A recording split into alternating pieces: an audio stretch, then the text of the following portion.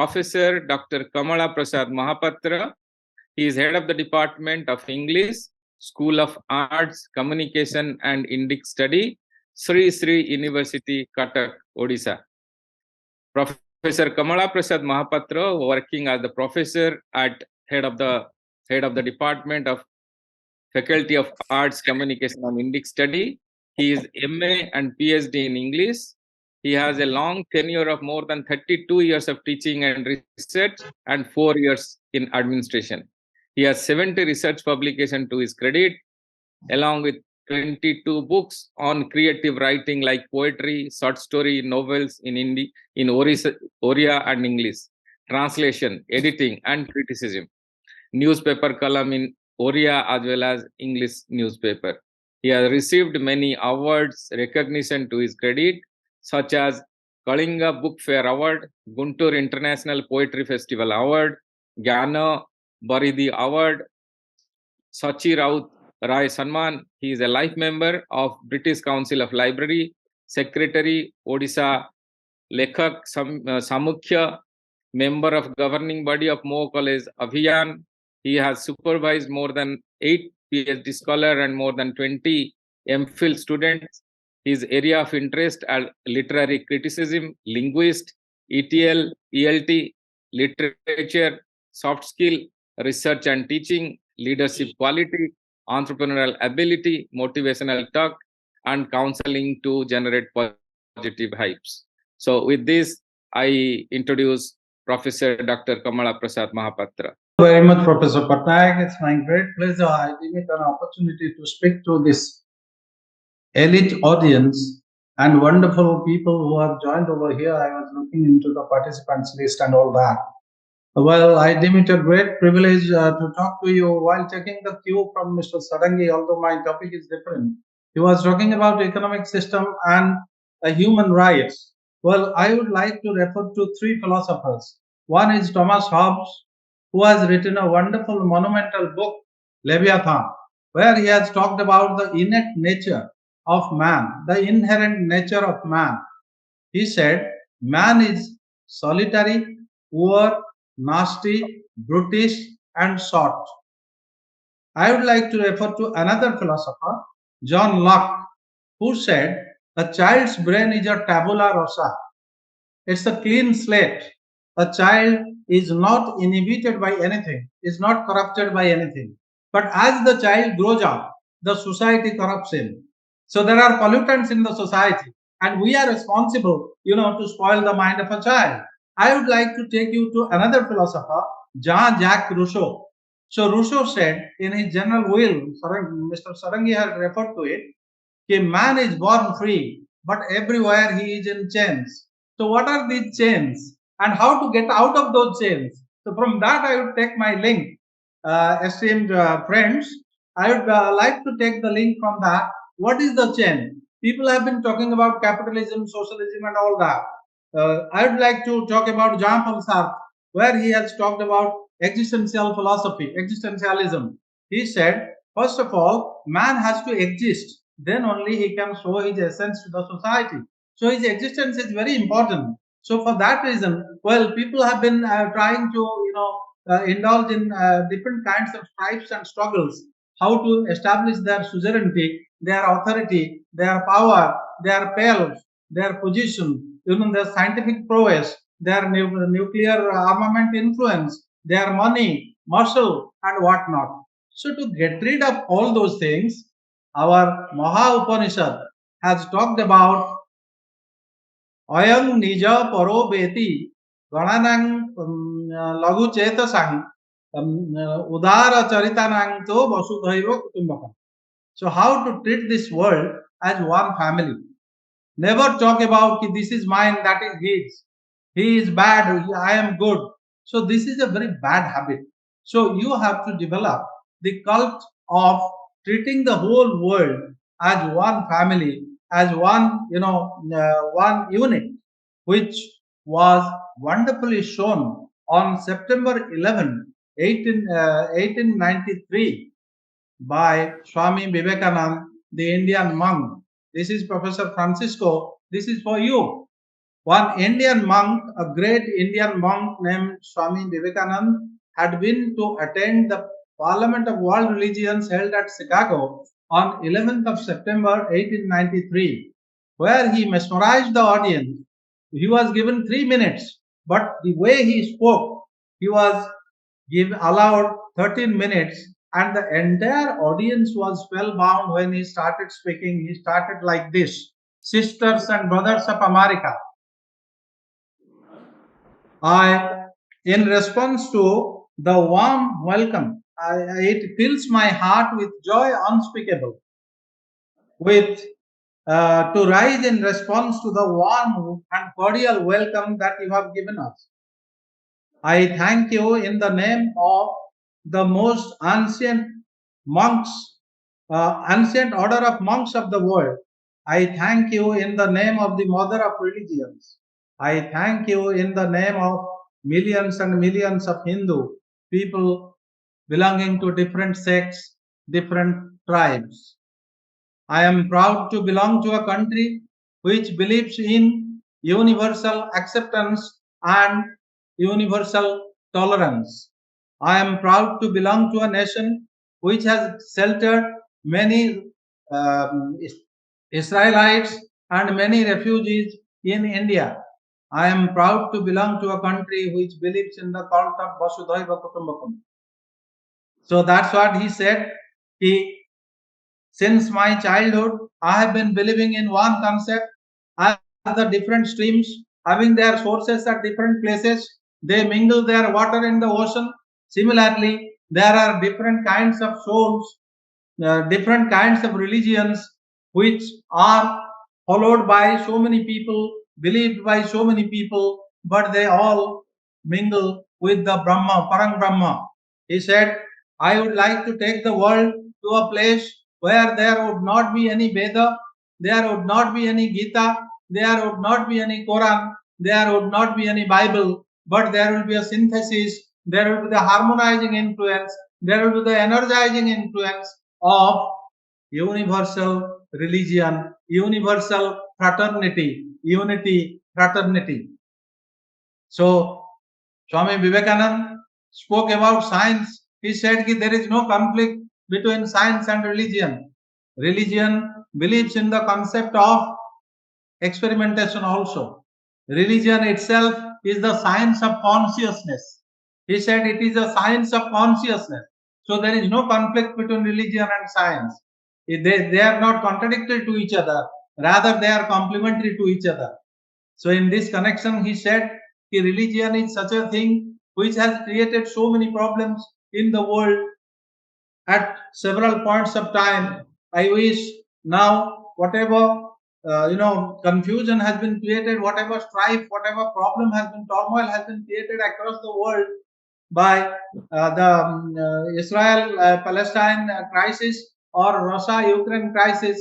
I wish they had understood this concept of Maha Upanishad, which occurs in chapter 6, lines 71 to 73. Ayang nija paroveti ganana lagu chetasang udara charitanang to vasudhaiva kutumbakam. And we are born in this world, and we have our whatever our source may be, we have been contemplating God in different forms, different mediums, different procedures, different modalities. But what is the destination? Destination is one, as the streams are going and mingling in the ocean. Similarly, the human souls will go and of course mingle with the Parang Brahma, Aham Brahmasmi, Tat Tvam Asi, that thou art, which is eternal, which is perennial, which is indivisible. Nainang chindanti sastrani, nainang dahati pavaka, no chainang predayantapo, no susayati maruta. While referring to human soul, Lord Krishna in Srimad Bhagavad Gita has said, his soul is such a thing which is indestructible. It cannot be burnt, it cannot be broken into pieces. It is undying, it is immortal, it is perennial, it is eternal, it is abiding, it is enduring. So, Arjun, you forget about everything. You are asked to establish honesty, truthfulness, virtues here in this world. Because when the virtues or the honesty are affected, God, Lord Himself incarnates to establish honesty, bring back honesty, human value. So Swami Vivekananda said, you should learn from the West technology and science, but you should practice humanism and spiritualism. So Indian religion, that is Hinduism, which is not a religion at all. It is a way of life. Hinduism, Hindu, the very word Hindu doesn't cater to any particular group. It is Indus Valley. The Aryans, they emerged from the Indus Valley or Sindhu Kush mountain, for which it is called Hinduism, Hindustan or Hinduism. And Hinduism believes in the Sanatan Dharma. Sanatan Dharma believes in the eternity of the soul. About the eternity of the soul, I would like to narrate a very small, anecdote. I would like to talk about Javali Satyakam from the Upanishad. Javali was the mother of Satyakam. Satyakam grew up, he was a small boy, he grew up and he spoke to Javali ki, Matasri, I would like to take lessons in a Gurukul. So mother said, okay, you go. She went to Gautam's ashram. Gautam said in those times, the teachers used to ask about their caste, about their gotra, about their credentials, about their identity, about their religion, and so many things. So he said, what is your gotra? What is your father's name? He said, Gurudev, I don't know my father's name. I simply know he let me go back and ask my mother. So he went to his mother and he asked his mother, hey, Mommy, could you tell me Papa's name? She said, hey, look, I do not know actually who is your Papa. Being driven by poverty, I have slept with so many people and I don't know from whom you are conceived. Please go and tell Honorable Guru, you are the son of Javali. You don't have any father. So he came back, came running and told Gurudev, Gurudev, I am Javali Satyakam. My father's name is not known. Not even my mother knows about my father's name. Guru was so overwhelmed with joy by seeing the honesty and integrity of the boy. He simply hugged him, embraced him, and he said, you must be a Brahmin, because a Brahmin is he who knows the Brahma. And Brahma is something which is the essence of our life, essence of salvation, essence of Godhood, essence of everything. For the sake of religion, we are fighting with each other. So he was accepted by Guru Gautam, and Gautam accepted him as the disciple. And he said, look, Satyakam, these are 400 moribund cows, morbid, morose, sick, moribund cows. You take them, take care of them, rear them, nurture them, feed them, serve them, and see that they turn 1000. The moment they turn 1000, you come back to ashram. So he went with the 400 moribund cows, sick cows, by becoming obedient to the instructions of the Guru, and he had a small cottage in the forest and tended those cows. And those cows, they became healthy and they started growing in population. They gave birth to calves, and one night time rolled on. Satyakam was enjoying his job, and look, in those times you have to accept whatever you have. That is also another lesson which our religion Sanatan Dharma teaches us, our Hinduism teaches us. With whatever affair you have, whatever resources you have, whatever facilities you have, don't have any regrets. If you have regrets, you are lost. Naturally, your mind will be totally upset.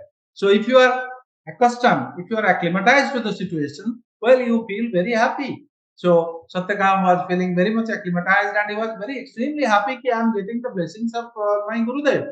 So one night, one big bull stood up and he said, Satyakam, let's go back to ashram. Satyakam said, sorry, I can't go to ashram. Why can't you go to ashram? We are already 1000. Now is it? Now yes, it is because of your dedication, because of your devotion, your commitment, your hard labor, which has given us fruit. And now we are 1000, we can go back to the ashram. And before you go back to the ashram, I would like to give you Brahma Gyan. He said, okay, I am prepared. So at that time, what happened? So he said, Satyakam, there is Brahma in the east, there is Brahma in the west, there is Brahma in the north, there is Brahma in the south. Brahma is omnipresent, Brahma is omnipotent, and Brahma is everywhere. You don't need to go anywhere. Brahma is everywhere. Please go ahead. There is Agni there. He would like to give you some wisdom relating to Brahma. Then he went ahead with his pluck of cows. He met Agnidev. Agnidev said, Satyakam, I would like to give you a Brahma Gyan. Now, yes, you can give me. I'm prepared. I'm obliged. He said, there is Brahma on the earth. There is Brahma on the water. There is Brahma on the air. There is Brahma in the fire. Go ahead. There is a swan. He will give you some wisdom about Brahma. Then he went ahead with his flock of cows. The swan arose, and the swan said, Satyakam, I would like to teach you Brahma Gyan. He said, yes, I am prepared. Now there is Brahma in the sun, there is Brahma in the moon, there is Brahma in the sky, there is Brahma in the clouds. Go ahead. There is a waterfowl. He would like to give you some wisdom about Brahma. So he went ahead accordingly with the flock of cows. That waterfowl came. He said, Satyakam, I would like to teach you something about Brahma. Why should you look for Brahma anywhere? Brahma is within you. Brahma is on your nose, Brahma is in your eyes, Brahma is in your ears, Brahma is in your head. Don't go anywhere. So, like the musk deer who is looking for the fragrance, the aroma coming from which direction, hardly knowing that the musk is lying in her own navel. Similarly, human beings who are getting totally distracted and indulging in all kinds of rivalry, all kinds of enmity, animosity, they are forgetting what is the real essence of their life. And this also relates to Sigmund Freud's psychoanalysis. I would like to talk about it. He has talked about id, ego, and superego. And id is your instinct, wild instinct. Whatever you desire, you do that. If you whatever you desire, you do that, you don't have any sense of value. You have lost your sense of consideration. Why are you a human being? A human being is distinguished from an animal because a human being is having the sense of consideration, power of judgment, rationality, which a beast doesn't have. That is why man is different from the beast. So, if you are guided by id, then you are finished. So, ego comes in. Ego will verify and examine the feasibility of the instinct. Whether you, whatever you are desiring, whether it is possible or not under the present circumstances. Then ego will give you green signal or red signal. Then finally superego will come. And superego will give a peremptory judgment. Look, this is now proper to do it. If it is proper. If it is improper, as a moral guide, superego will tell, no, don't do it. Don't go ahead. There is danger ahead. Be careful. So this is how one has to conduct. And while Mr. Sadangi was talking about, he was talking about Frederick Engels. He was talking about Communist Manifesto, Karl Marx. Karl Marx has talked about another thing, base and superstructure. Unless there is base, there cannot be a superstructure of socialism. Or equitable egalitarian society cannot be built. Louis Althusser talked about two types of apparatus. One is ideological state apparatus and repressive state apparatus. Ideological state apparatus is fine, but repressive state apparatus is a deterrent for bringing about a welfare society, for bringing about the welfare of the people. Because there is repression, oppression, force, coercion, compulsion by the government agencies, for which it is difficult. Antonio Gramsci, he talked about hegemonism. So it is a question of ideology. So if there is hegemony, if one particular party or one particular group is trying to have its ascendancy, predominance, you cannot move ahead. You can't talk about socialism. Socialism will be thrown to the winds. So socialism can only be brought about when there is equitable distribution of wealth among all categories of society. Maybe among the bourgeois, maybe among the proletariat. The concept of bourgeois has to go. And why did French Revolution in 1789 break out? It broke out because of this distinction, disparity, discrimination.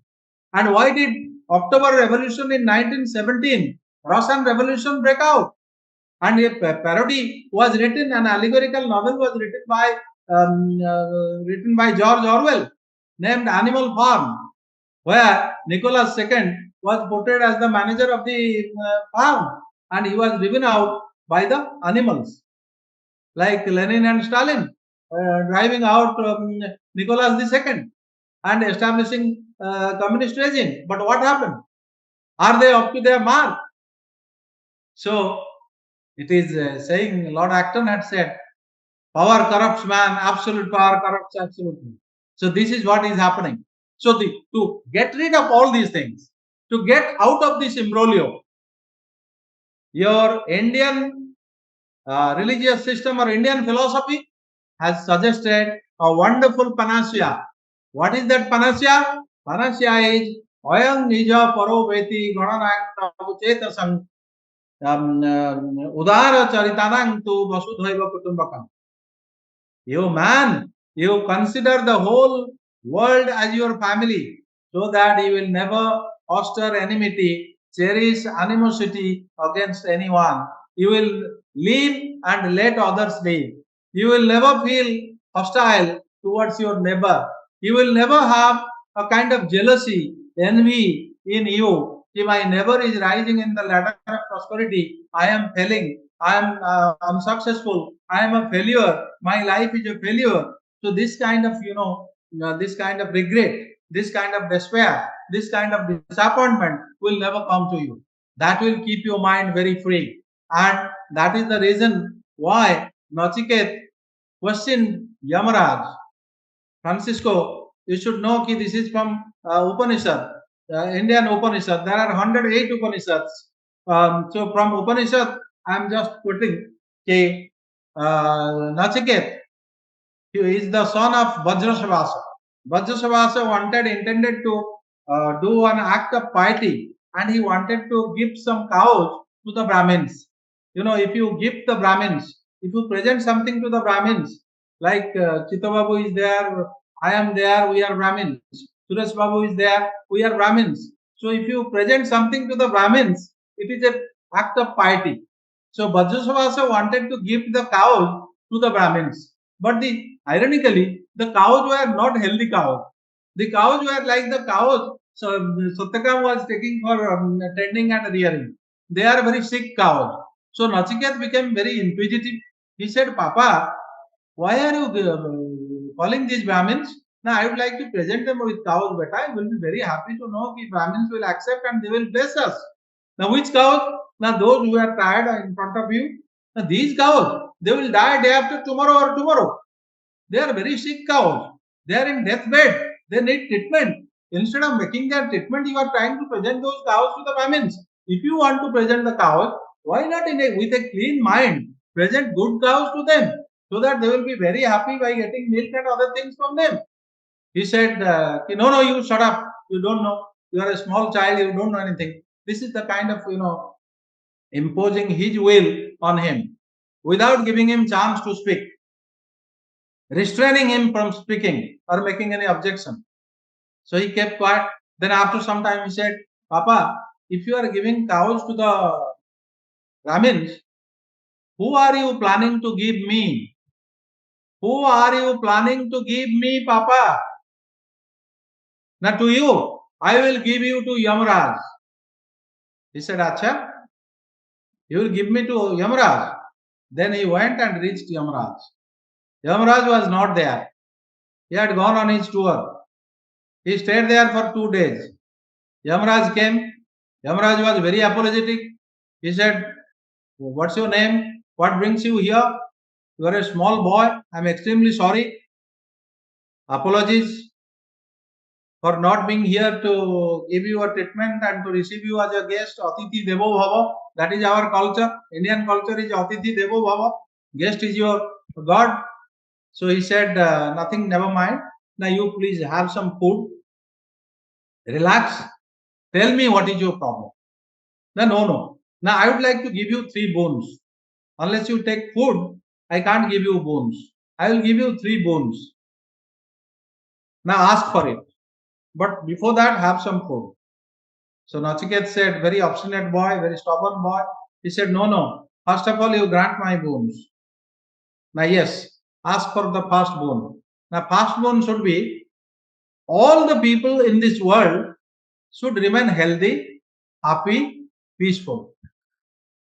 They should be in high spirits and they should have wonderful mind and they should be very much considerate and very much honest. They should have all the virtues, human values.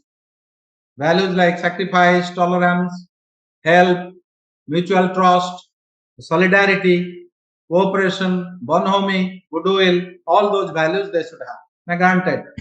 What is your second bone? Ask for it. The second bone is, let my father not get angry with me. Let him welcome me home when I go back home. Now granted. Now what is the third bone you would like to ask? Now my third bone is, Yamaraj, what happens to human soul after a human being dies? Yamaraj was in a fix. He was on the horns of dilemma. He said, Are, you are a small boy. You are asking me something which is very intriguing, very complicated, very controversial. What to talk about me? Even the creator himself doesn't know the answer. Now then I am not going to touch anything. I'll get back like that. The boy said, Nachiket said. So he persuaded a lot, tried his level best to persuade. He was not convinced. So finally he said the same thing which Swami Vivekananda had said. He like the small streams getting mingled in the ocean, vast ocean. And the ocean doesn't say no to any small stream. It doesn't say yes only to big stream. No. Mahanadi water will be there. Virupa water will be there. Small rivers water will be there. So all the waters are welcomed by the ocean. That is the greatness of ocean, magnanimity of ocean. Similarly, the body perishes. There are 2 things in human body. With a human being, there are 2 things. One is body, second is soul. Body perishes, but soul doesn't perish. Soul is indestructible. Soul is perennial, immortal. As the same thing in Gyana Yoga in Bhagavad Gita was spoken by Lord Krishna to Arjun when Abhimanyu died. Arjun left his Gandhi and he said, Sakha, our friend, with whom shall I fight? He is my Gurudev, my teacher, esteemed teacher. He is my cousin. He is my uncle. He is my grandfather. With whom should I fight? I will not fight. And moreover, my 14-year son has died. You were there. You couldn't keep him safe. He has died. Nare, what safe? Your son has not died. No one dies. No one is born. It is a kind of suckling. Now, what suckling? Now, would you like to see what your son is doing now? He opened his mouth and he said, Look, Abhimanyu is playing there. You call him. He began to call Abhimanyu, Abhimanyu. He said, What Abhimanyu? I am not Abhimanyu. What nonsense? Who the hell are you? Why are you calling me? I don't know you. Now come on, I am your father. Now what father? I don't recognize you. I don't place you. Who are you? Lord Krishna gave a smile and he said, Did you see? This is the Maya. This is the illusion that I used to weave. I used to weave an illusion to keep you people working. Karmanya badhikaraste ma phaleshu kadachan. Sarva dharman parityajyang mamekam saranam braja. Hey Arjun, like a jinna vastra, the body is thrown away and the soul flees away from one body and enters another body. We say somebody is born, somebody is dead. None. Vasansi jinnani jatha vihaya navani gunnati naro parani tatha sarirani vihaya jinna jannani sanjati navani dehi. Hey Arjun, Professor Francisco, this is something our Indian philosophy, our Indian Bhagavad Gita says, the soul is immortal and the soul doesn't die. When we say somebody is dead, the soul simply flees away like a butterfly or like a fly, and it enters another body, and another body is born. Another person is born. So soul is, when soul is immortal, we should not say that somebody is dead. Rather, we should pray for his salvation. Because we have, in human life, we have three types of karmas. One is prarabdha karma, second is kriyamana karma, third is sanchita karma. Whatever we are experiencing now in this life, it is the karma of our last birth.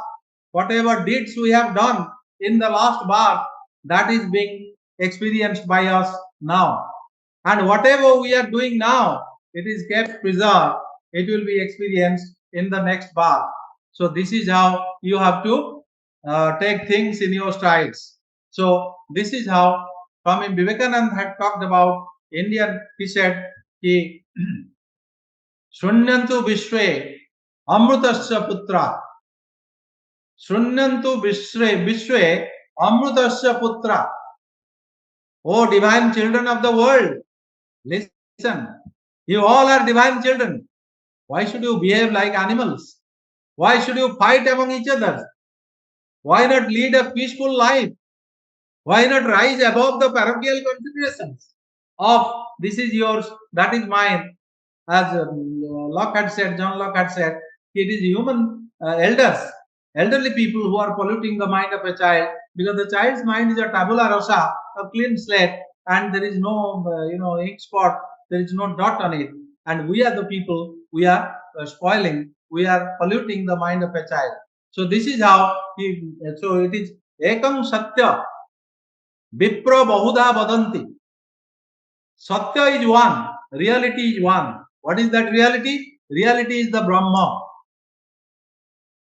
Aham Brahmasmi. Brahma is everywhere, as Satyakam had learned. See, Brahma is undying, Brahma is everywhere. So, a Christian is praying to God to reach the Brahma. A Hindu is praying to God to reach the Brahma. A Muslim is praying to God to reach the Brahma. So, these are the different ways how to reach the end, or different means how to reach the end, but these are not the ends in themselves. They are the means leading to the end.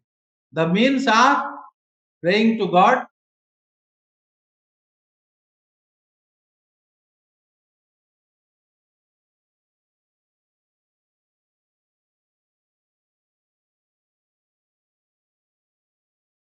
hello. Hello. My battery is going down. Oh, Anyway, I'll can I wind up here? yes. My battery is going down. It is showing signals.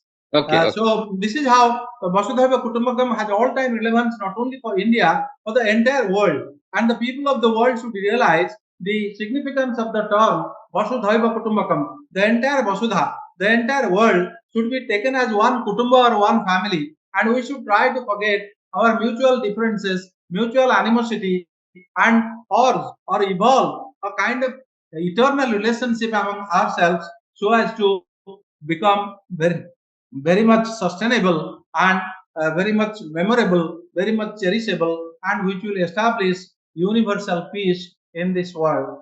Sarve bhavantu sukhina, sarve santu niramaya, sarve bhadrani pashyantu, ma kaschit dukha bhag bhavet. Jai Jagannath. Dhanyavad.